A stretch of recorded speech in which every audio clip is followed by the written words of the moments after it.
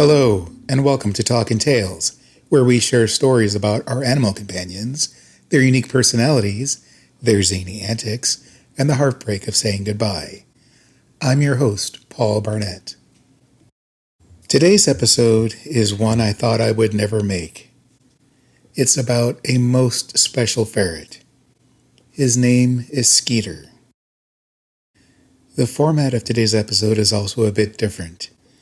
You see, Skeeter wasn't just loved by me, his human. He was loved by many people in many countries across the world. And so, to talk about him, I gathered some of the people who knew him for his entire life, who cared for him, who watched his journey, and who mourned his very unexpected loss in October of 2024. And so what follows are excerpts from the recording of that gathering, which occurred on February 23rd, 2025. You'll hear from the person who was his initial caretaker, his lifelong doctor, people who followed him throughout his life, and me, his human, as we discuss the most precious little one known as Skeeter. Welcome, everyone. Thank you for taking time to join me and talk about Skeeter. Let me start the slideshow here. This will just be running throughout the conversation. I took some time over the last couple of days and gathered a couple thousand pictures of Skeeter from my collection, which surprisingly is not even an eighth of the collection. I have a lot of pictures of him. Uh, Unfortunately, they're not all organized to the point where I could just easily pick all the ones that are purely Skeeter, or include Skeeter. So we have here a mix of folks. So got some folks from the original Saving Skeeter Facebook page, the um, a private community that we moved to a couple years ago, and then the human who first rescued Skeeter and cared for his wounds, the wonderful vet who uh, helped heal his wounds. It really took care of them. And me, I guess, I should, well, I guess we can start with introductions for those who want to introduce themselves. My name is Paul. I am Skeeter's human. I was lucky enough to be his human since March of 2019, when I was chosen to give him a forever home. And he was, yeah, I've had, I'm not going to go on for a long time about myself, but I've had ferrets for 24 years now, at least two, and that number has grown over time.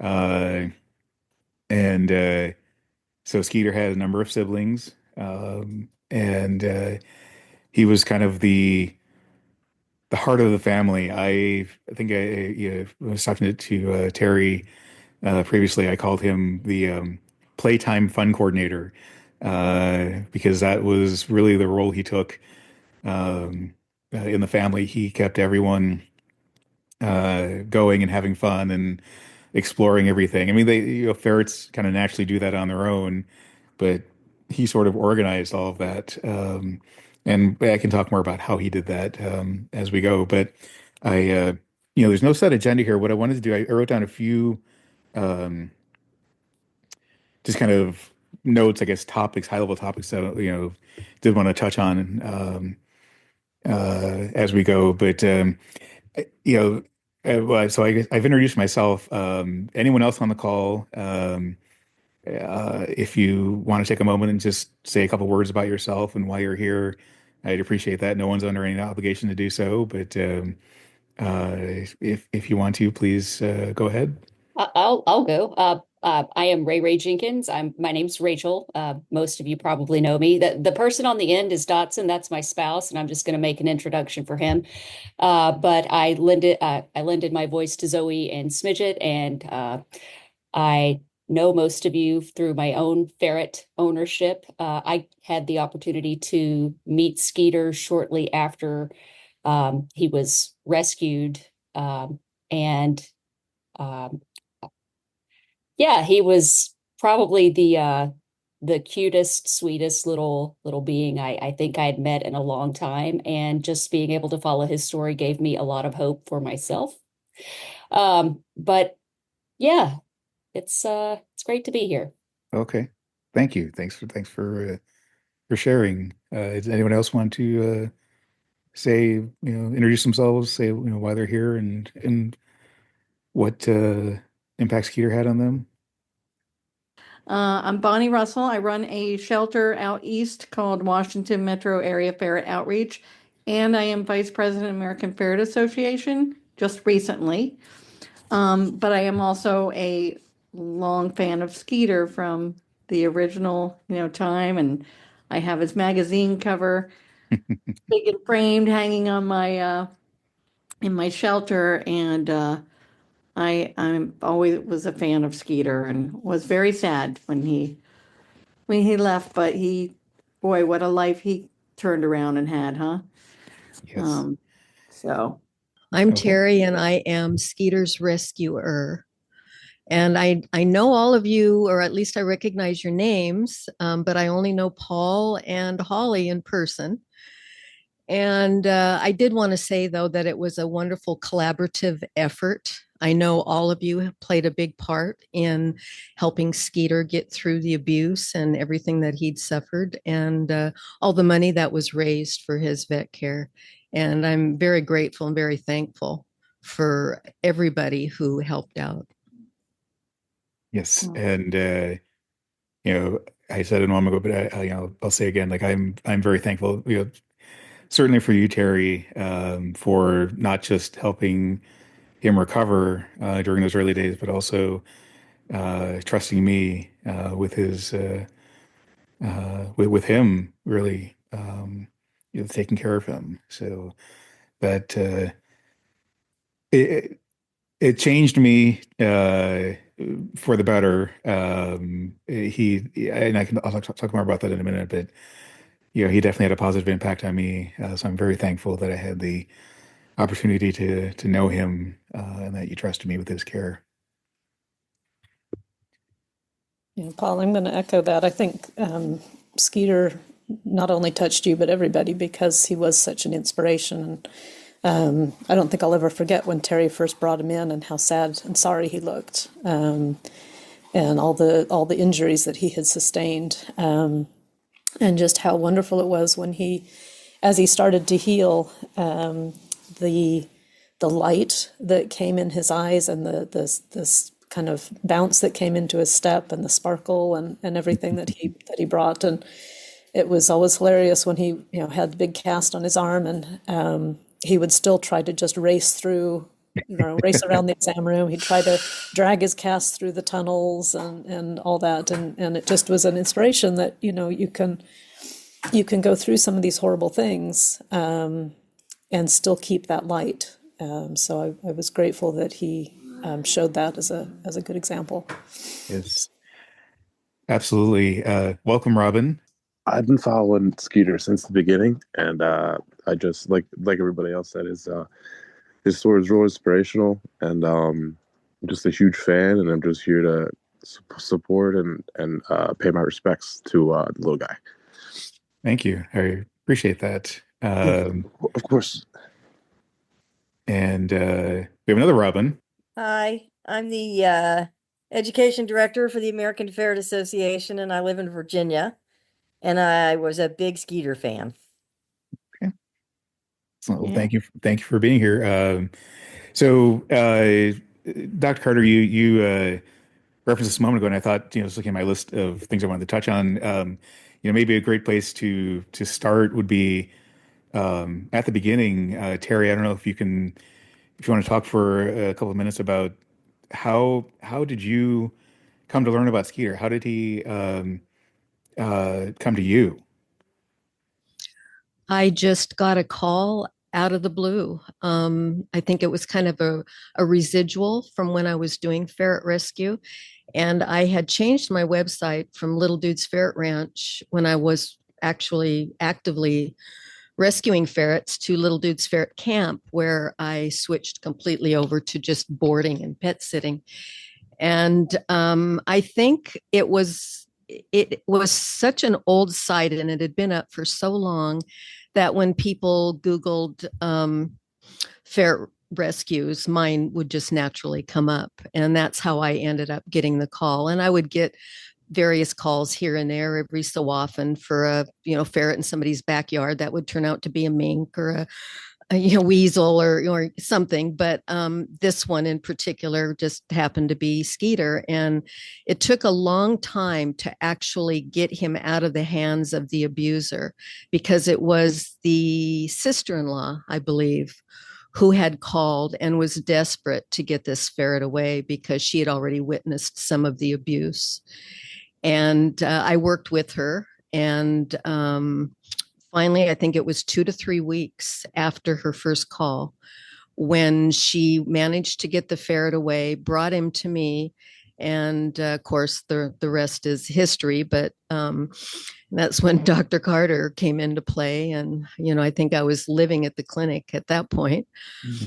But I stayed heavily involved in the prosecution of the guy who actually committed the abuse, and worked with the undercover police who were trying to get him for, I think it was drug use or the distribution of drugs. I don't really remember now.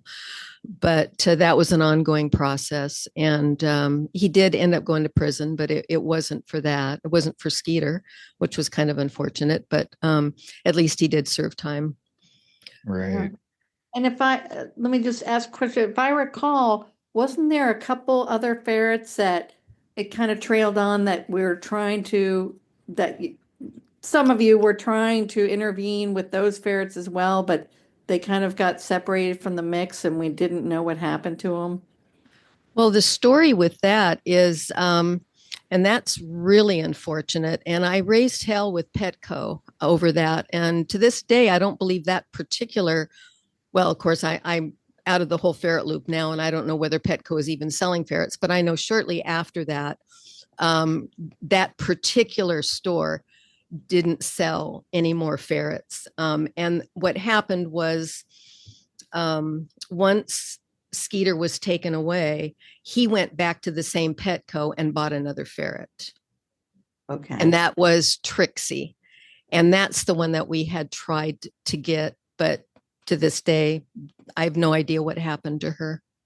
Yeah, that was so sad. It was very sad. Yeah.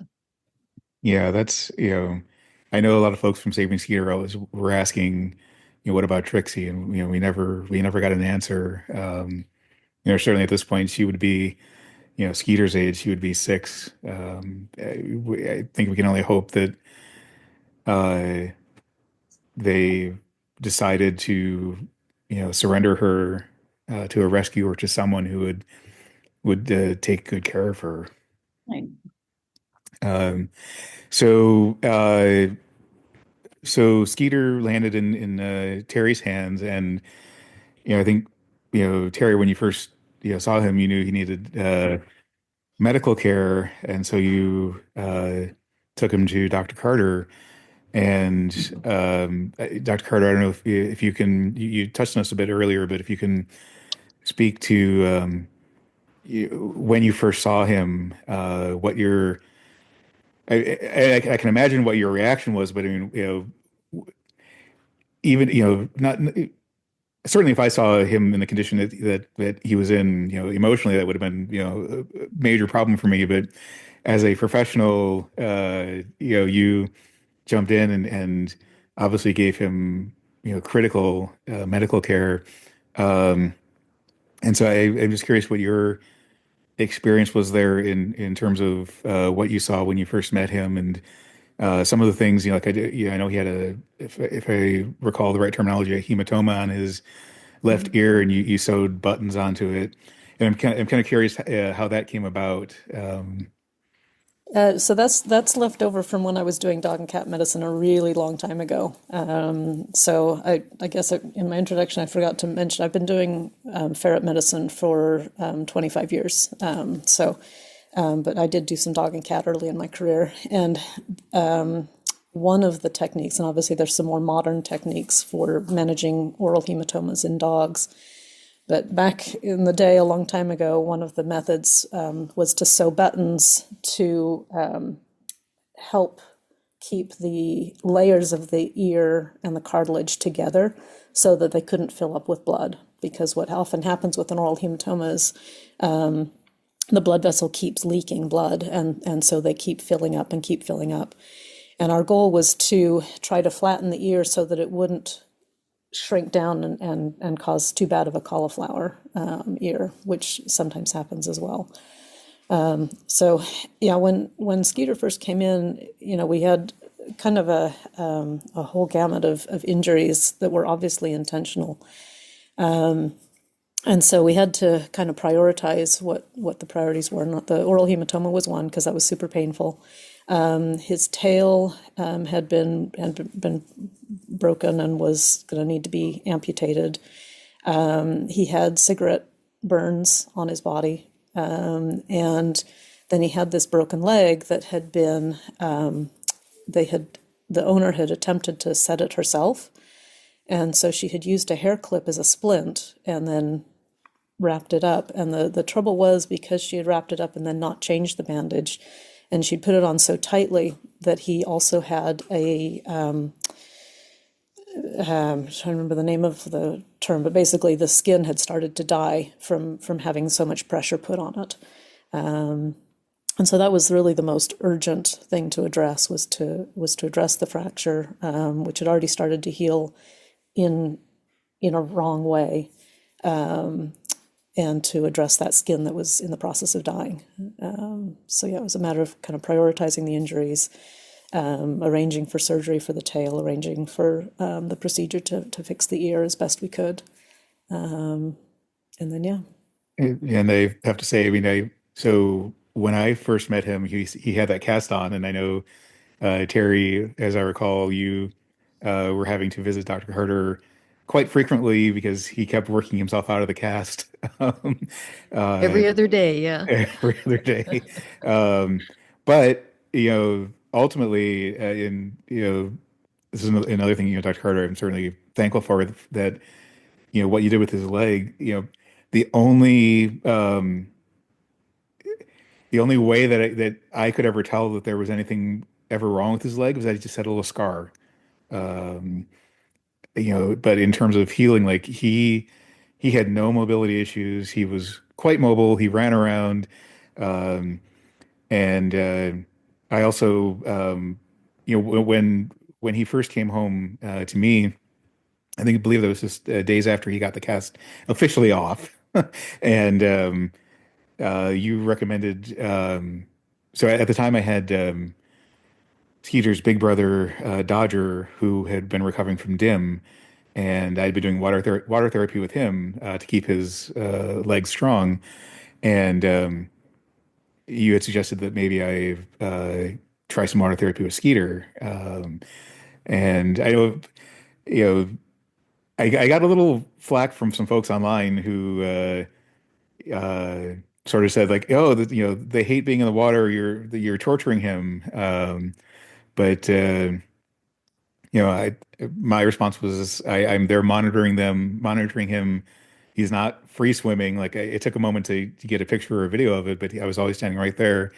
And he seemed to enjoy it. Like he and Dodger seemed to enjoy swimming around because they actually did the therapy together several times. And ultimately his leg healed and was fully usable. So um, I don't know if you want to if you can speak to the water therapy at all. Is that pretty common? I've done it now a few times for a few ferrets, and it always just seemed to help. I've only had One ferret, I believe it was his big sister Pretzel, who he never met. That was back in 2018, who I had to bathe with a special shampoo for her skin condition, and she hated water, absolutely hated water.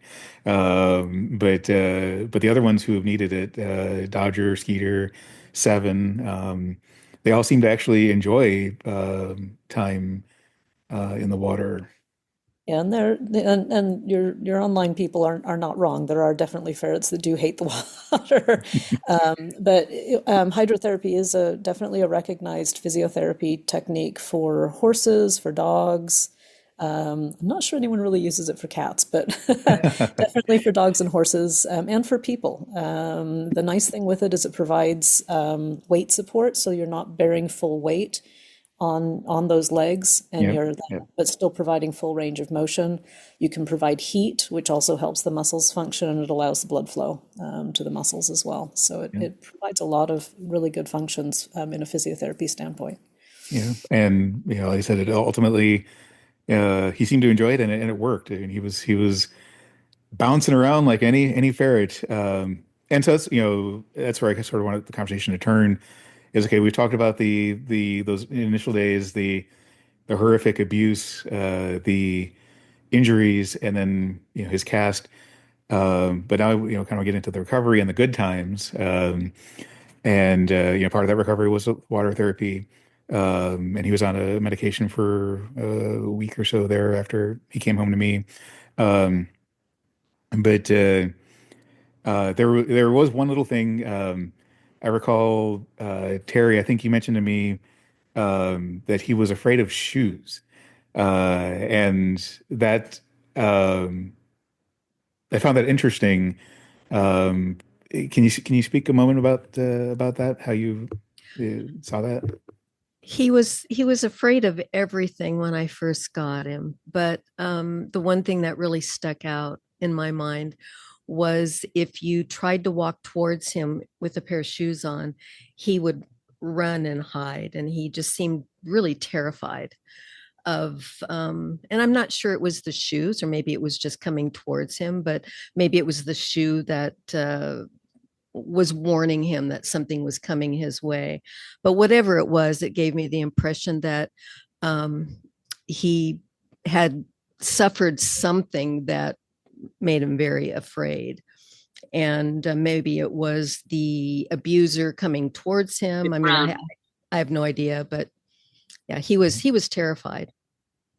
Yeah, that and uh, I won't say I was surprised, but the thing that did surprise me was that um, once he came home to me, within a day or two, he was running towards my shoes and grabbing them to play with them, and then I thought, wait, no, Terry said he was afraid of shoes, and so that was one of those things that um, sort of told me, okay, he's letting go of these horrible experiences he had, however many months ago, and I don't know that it's just a change of environment, but maybe I think it really more was just him, starting to set that aside, and that would kind of become a common theme for him because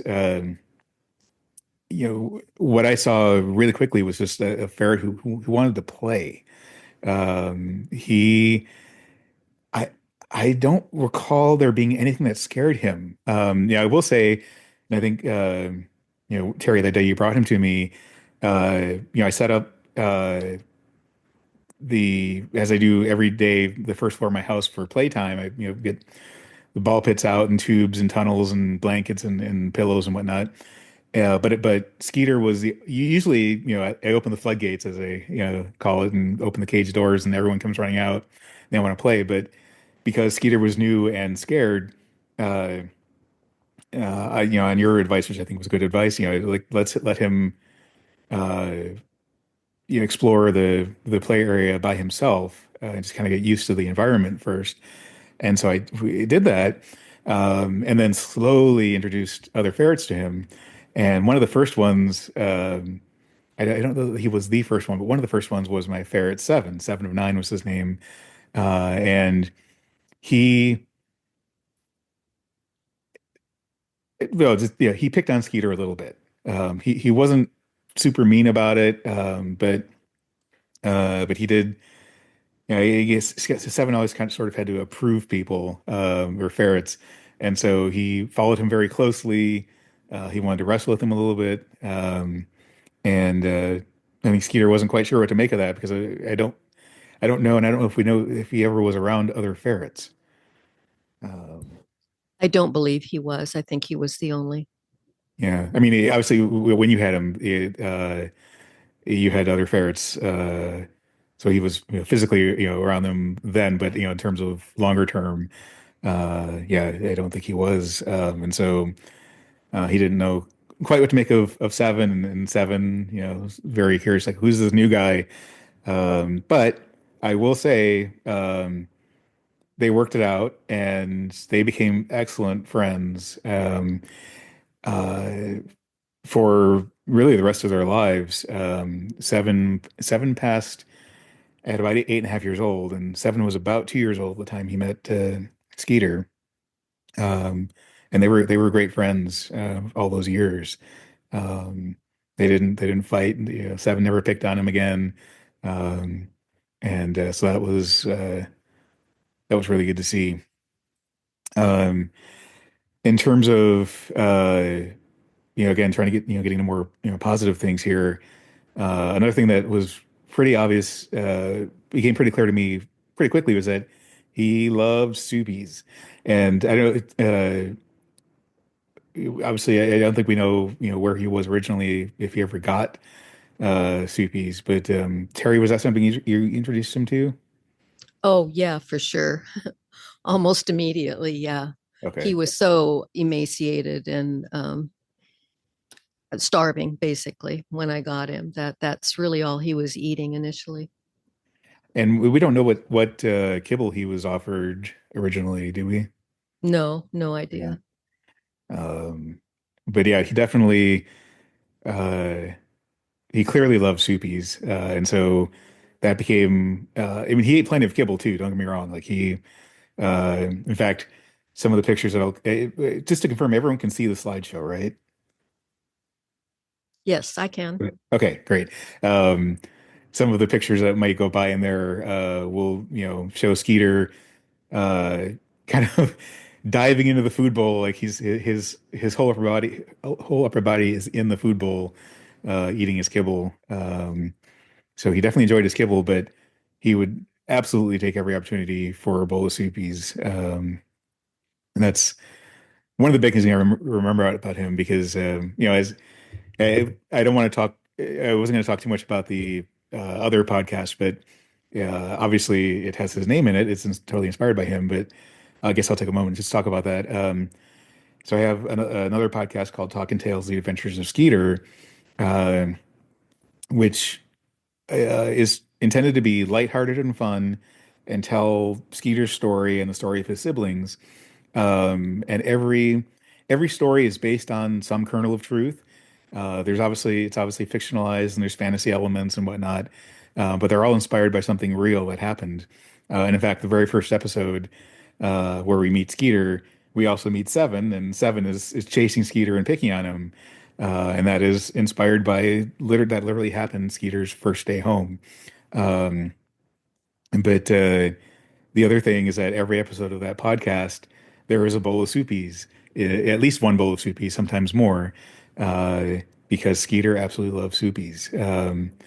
And he was usually so every every Saturday night is family soupy night, and that's where I have a great big um, plate, or a platter almost, that uh, is deep enough to fill with soupies, but not so deep that they would, get lost in it. And it's also wide enough that all the ferrets can stand around it. And some of the pictures of that will probably go through in the slideshow there. But Skeeter would, I'd open up the routine basically is that I would get those who needed medications or supplements out first, and especially the older ones who needed medications, they would be the first ones to the soupy plate. And then I'd open the floodgates and everyone else would come out. Skeeter would, absolutely immediately run right to the soupy plate. So he would be the first non-medicated ferret at the soupy plate. And he would stand there and he would eat and eat and eat. And he would often be the last one to leave. So he absolutely loved his soupies. He did develop a bit of a habit over time, and again, a couple of pictures of this may show up in the slideshow there.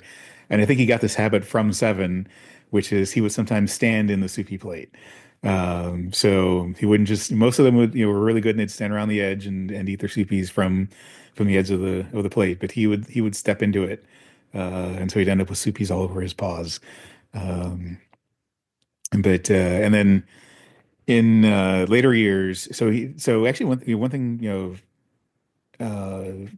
well, Dr. Carter, you would know this because you were his doctor, but he never needed any medications. It wasn't until the last, was it 6 or 8 months, where we started him on Optomega cardiac, because his heart rate was a little, His heart rate dropped, yeah. it dropped a little bit, yeah. Um, but other than that, like I guess one of the things I guess I could be thankful for is that we didn't have a slow decline. He didn't have insulinoma. He didn't go on prednisone or enalapril or vetmedin or any of those common ferret medications. He did get a desorelan implant a few years in a row. Um, but in terms of general health, he was, once he recovered from those initial injuries, he seemed to be quite healthy, and certainly from my perspective, he was quite active. So as we know with many ferrets, and this happened with many of his siblings, including Seven. Like Seven was quite healthy and active up past just about his eighth birthday, and then we need to start on medication for insulinoma and his heart. And I saw the decline. It only took 4 or 5 months, but his fur got thin and his legs got weak and his energy level dropped and whatnot. But that never happened with Skeeter. So despite all that he went through in those early days, he was quite a healthy little guy, with a couple exceptions. And we will continue Skeeter's story and hear statements from some of the people who followed Skeeter online in part 2 of this very special episode of Talkin' Tales, all about Skeeter. If you'd like to share a story about a special pet, visit us at talkingtalespodcast.com or on Facebook at facebook.com/talkingtales. Stories are pre-recorded, so you don't have to worry about being live on the air. And if you prefer to write your story, I'm happy to read it for you. Again, please get in touch via talkingtalespodcast.com or on Facebook at facebook.com/talkingtales. That's TALKINTAILS. If you run a rescue or shelter, or know someone who does, please have them get in touch so we can feature them on an upcoming episode. If you'd like to support the show, you can find us on Patreon at patreon.com/talkingtales. No matter what podcast app you choose, please take a moment to rate and review the show and share it with a friend. It helps us find new listeners, which means we can bring you more stories.